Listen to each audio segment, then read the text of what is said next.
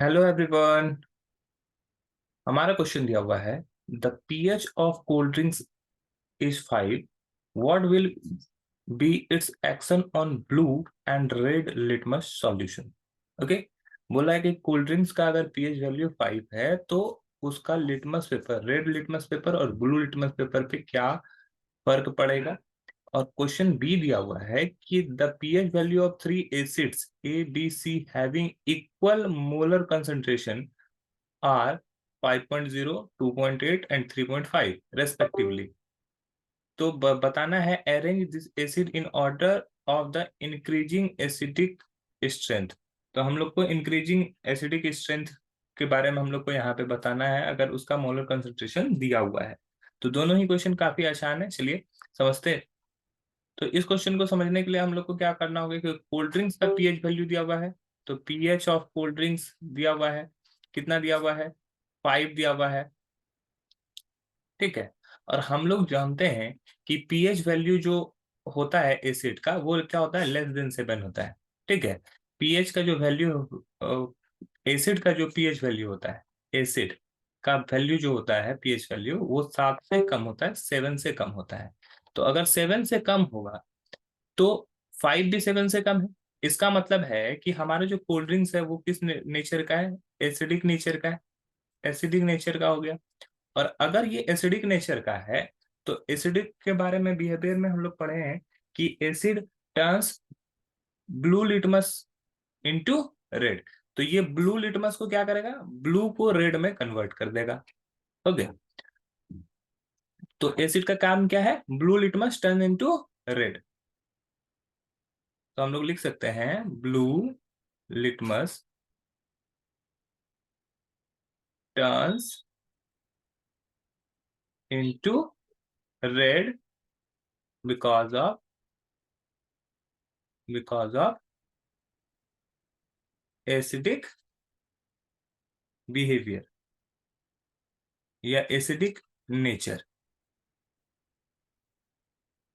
ठीक है, अब ये तो ब्लू लिटमस हुआ। अब इसमें बोला गया है कि action on blue and red litmus solution. अब रेड लिटमस पे क्या होगा, रेड लिटमस पे कोई भी असर नहीं पड़ेगा, रेड लिटमस पे कोई भी चेंजेस नहीं आएगा। एंड लिख सकते हो no changes, no changes on red litmus. Red litmus पे कोई फर्क नहीं पड़ेगा क्योंकि वो रेड को रेड में ही रहने देता है, उस पर कोई फर्क नहीं पड़ता है। ये हमारा क्वेश्चन नंबर ए हो गया। अब क्वेश्चन नंबर बी में हम लोग बात करते हैं।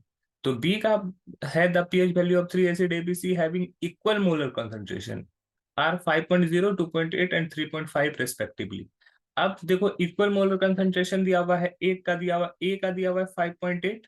ठीक है, बी का दिया हुआ है हमारा 2.8 और सी का दिया हुआ है हमारा 3.5।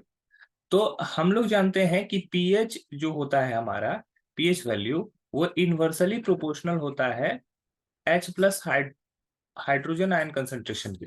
ठीक है, तो ये पीएच क्या है, इनवर्सली प्रोपोर्शनल है हाइड्रोजन आयन कंसेंट्रेशन के। अब इसका इक्वल मोलर कंसेंट्रेशन दिया हुआ है, तो इसका मतलब जिसका कंसेंट्रेशन सबसे कम होगा उसका पीएच वैल्यू सब, यानी कि उसका वो अच्छा एसिडिक स्ट्रेंथ रखेगा। जिसका कंसंट्रेशन ज्यादा होगा वो कम एसिडिक स्ट्रेंथ रखेगा। तो यहाँ पर सबसे कम जो एसिडिक स्ट्रेंथ है किसका है, 2.8, जो कि बी का दिया हुआ है। तो बी सबसे ज्यादा एसिडिक है। और वही सबसे कम एसिडिक जो होगा, जिसका वैल्यू सबसे अधिक है, सबसे अधिक वैल्यू ए वाले का है, तो ए जो है सबसे कम एसिडिक है। क्यों, क्योंकि हाइड्रोजन आयन कंसेंट्रेशन इसका सबसे ज्यादा है। तो ये हो गया ए, ए सबसे कम। उसके बाद हमारा होता है आएगा सी जिसका वैल्यू 3.5 है, और सबसे आखिर में आएगा बी। बी इसलिए आया क्योंकि पीएच का वैल्यू, पीएच होता ही है, पीएच इनवर्सली प्रोपोर्शनल होता है H प्लस आयन के कंसेंट्रेशन के। तो हम लोग लिख सकते हैं कि acidic B have maximum acidic strength because pH is inversely proportional to concentration of hydrogen ion in a solution।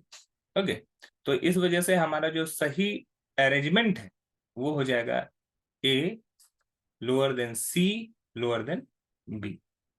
I hope ये क्वेश्चन आपको समझ में आया होगा। That's all, thank you.